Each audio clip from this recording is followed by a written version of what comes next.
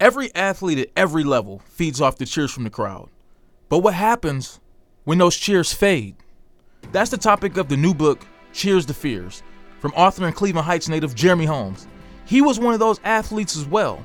After a successful playing career that peaked at the University of Pittsburgh, during his senior year, the anxiety began to build. Playing the game for so long, and you finally get to that senior season in college, it starts before the season starts because you know that the inevitable is going to happen.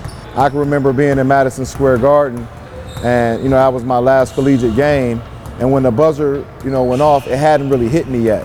But it's funny that now I can still hear that buzzer going off. And it was after that buzzer that Holmes struggled to find his way. The fearful part is you're in unknown territory, right? Like I said, you've been playing football, basketball, baseball, whatever sport may be for so long that once you're getting to the end of it, it's fearful because you don't know the other side. Every year, the spotlight fades away on thousands of former athletes, and they must become reacquainted to how we do things in society. But the question is, how many of them are truly prepared?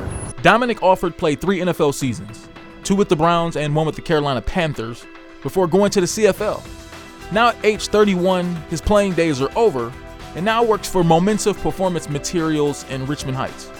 He says once you fade out the spotlight, it is a challenge to adjust. Eventually the game's gonna end for everybody, and it's just something that, playing the sport of football, playing any sport, you gotta come to that conclusion. Cleveland Heights native and Kansas City Chiefs tight end Travis Kelce forwarded the book.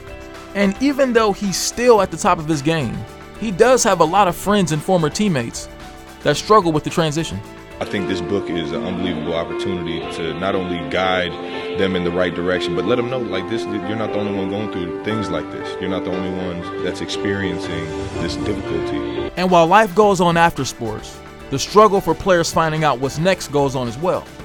But Holmes says there is hope. So when you love something, love and the word forever are attached, right? So you automatically think that it's gonna last forever, and it doesn't. The beautiful part is that you can find, other avenues to replace that forever, but the love never goes away. Those feelings never go away.